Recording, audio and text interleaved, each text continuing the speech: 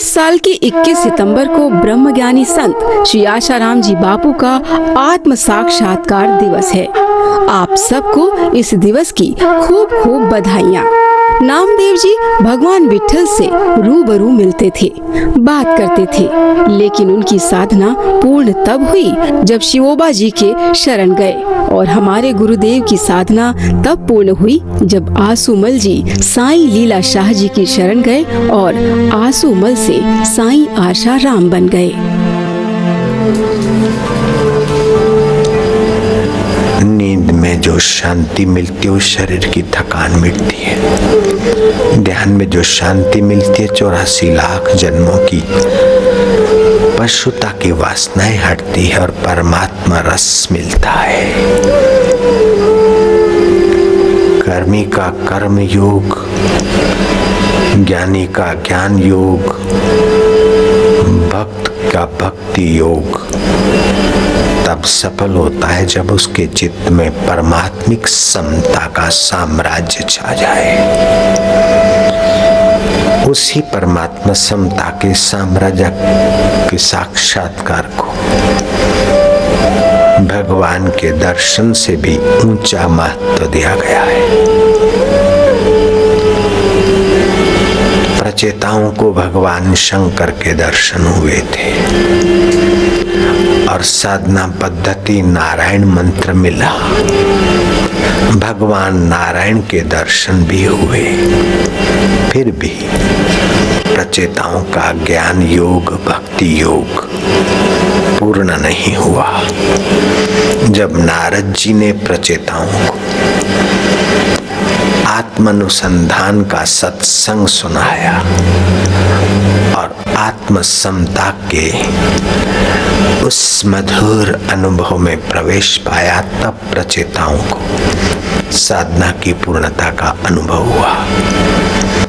अष्ट सिद्धि नवनिधि के धनी हनुमान जी राम और लखन भाई लाला को कंधे पर उठाकर उड़ान भरने की क्षमता के धनी,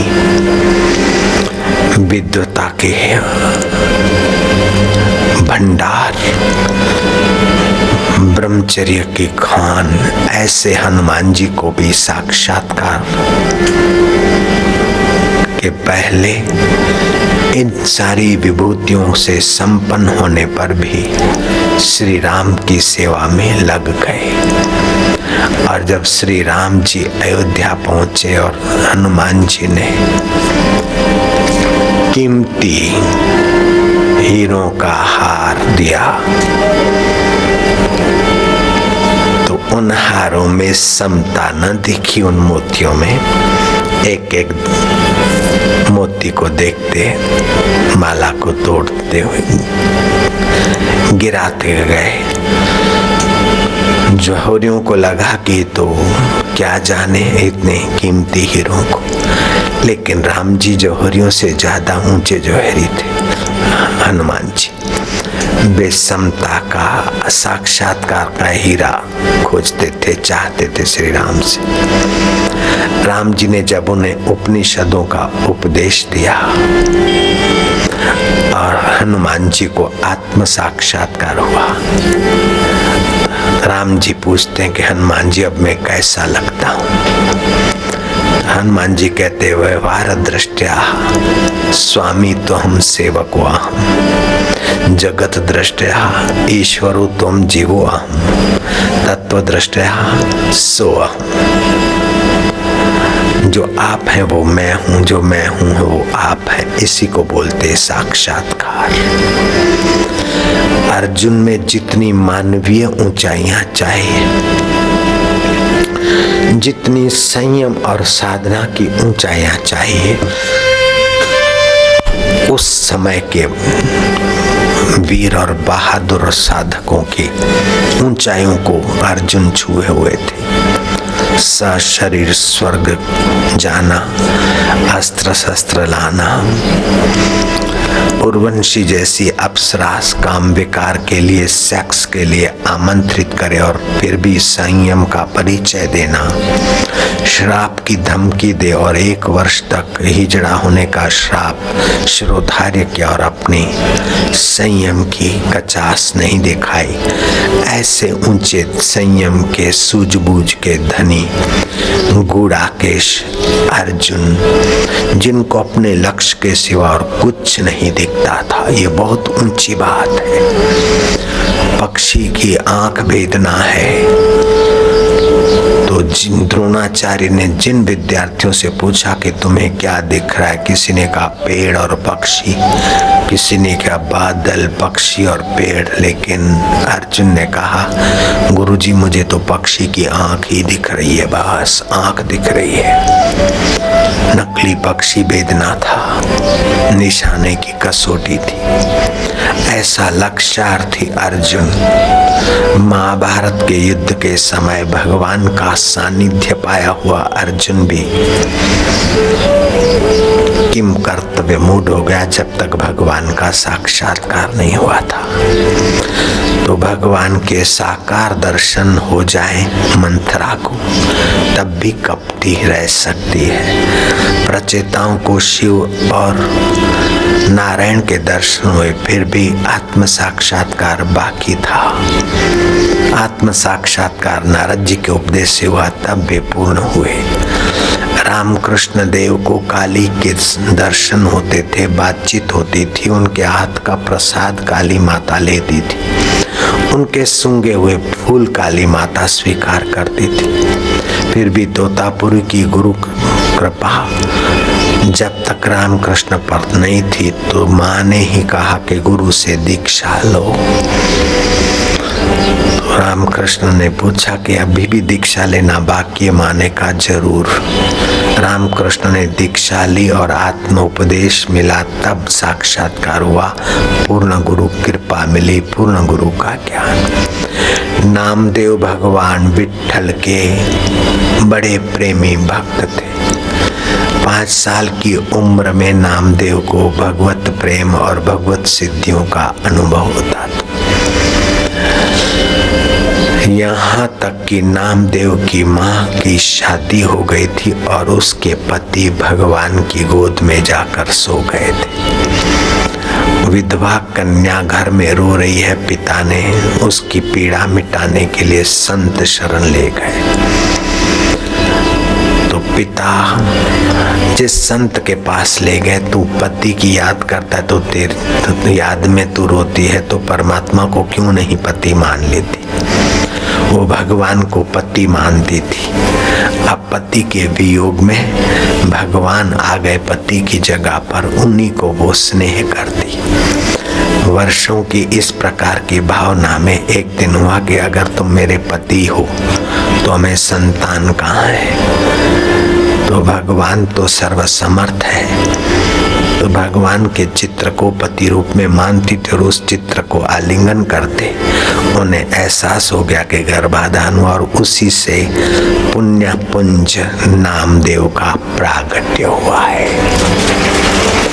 ऐसे नामदेव जब मंदिर में जाते हैं तो विट्ठल उनसे बात करते हैं, क्योंकि विट्ठल के पुत्र हैं वो।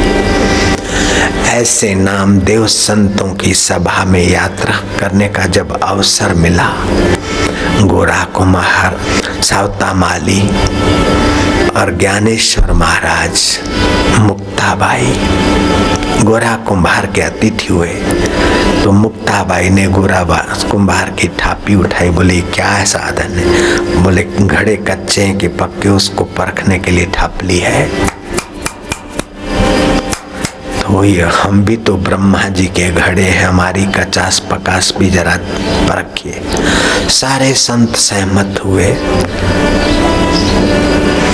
गोरा कुंभार ने सबकी टाल पर टकोरे मारे तो सारे संत अपनी समता में थे, लेकिन नामदेव विषम हो गए कि क्या आप मिट्टी के घड़े हैं कि ऐसे ही सिठापड़ी से हमारी खोपड़ी को ठोकते हो? मेरे को तो विट्ठल से बातचीत होती है, विट्ठल के दर्शन होते हैं। सारे संतों ने कहा कि ये कच्चा घड़ा है, समता नहीं है, अभी इसकी साधना अधूरी है, विट्ठल के दर्शन होते तो क्या है। बोले मैं अभी दिखाता हूँ। गए माझा विट्ठला लवकर याल, माझा विट्ठला, विट्ठल प्रकट हुए। ये संतों ने मेरे को कच्चा घड़ा घोषित किया, आप इनको कुछ दिखा दो कि मैं कितना पक्का भगत हूँ। भगवान कहते बेटा भी तू कच्चा है।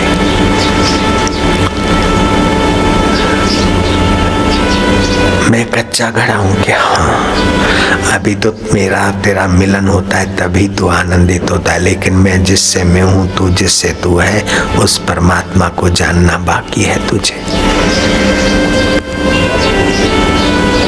जा शिवोबा के पास, शिवोबा संत के चरणों में गए नामदेव, और वहां से उपदेश मिला, और तब विट्ठल के तत्व को आत्म रूप से जाना और साक्षात्कार हुआ।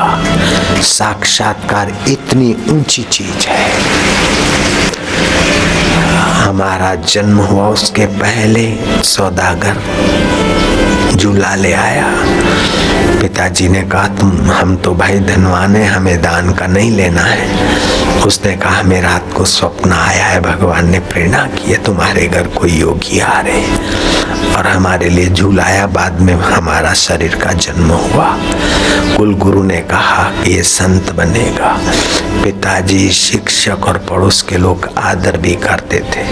3 साल की उम्र में, 5 साल की, 10 साल की उम्र में चमत्कार भी हो जाते थे।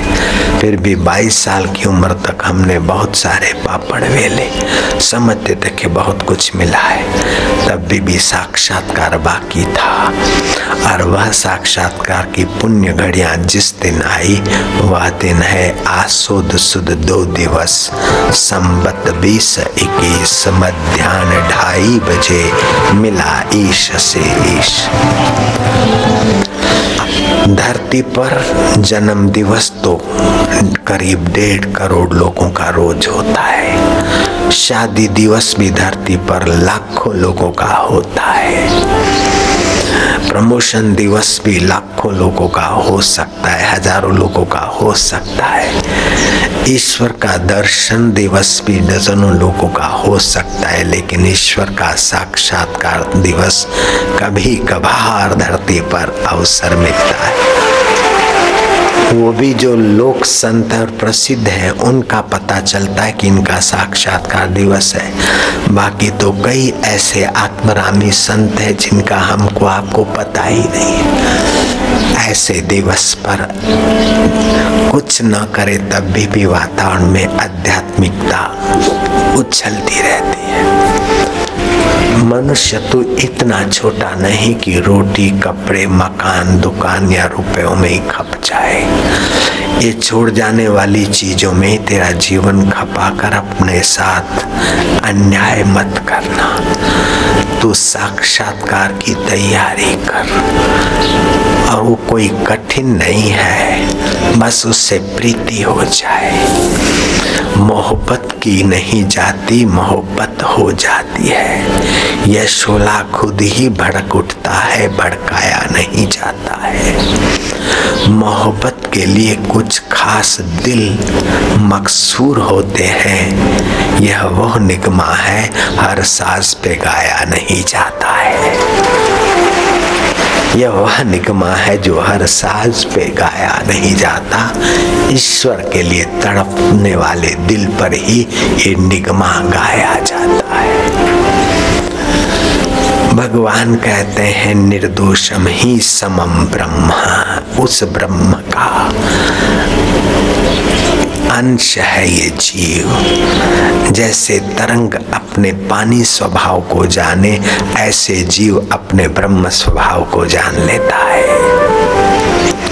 भगवान ने गीता के 9वें अध्याय के 29वें श्लोक में कहा, समो अहम सर्वभूतेषु, मैं तो सब भूतों में समान रूप से हूँ, लेकिन कोई विरला मुझे जान पाता है, मिल पाता है। तुलसीदास ने कहा, सो जाने जासुदेव जनाही। जिसको तू वर्ण करता है, जो तेरे लिए तड़पता है ईमानदारी से, तू उसी को वर्ण करता है। जिसको तू वर्ण करता वो तेरा रूप हो जाता है। कितनी बड़ी ऊंची साधनाएं हो जाए और भगवान कृष्ण राम और शिव के साथ बातचीत हो जाए, आंखों से देख भी सको शंकर भगवान को, शिवलोक में रहने का अवसर भी मिल जाए, फिर भी साक्षात्कार के बिना यात्रा अधूरी होती है।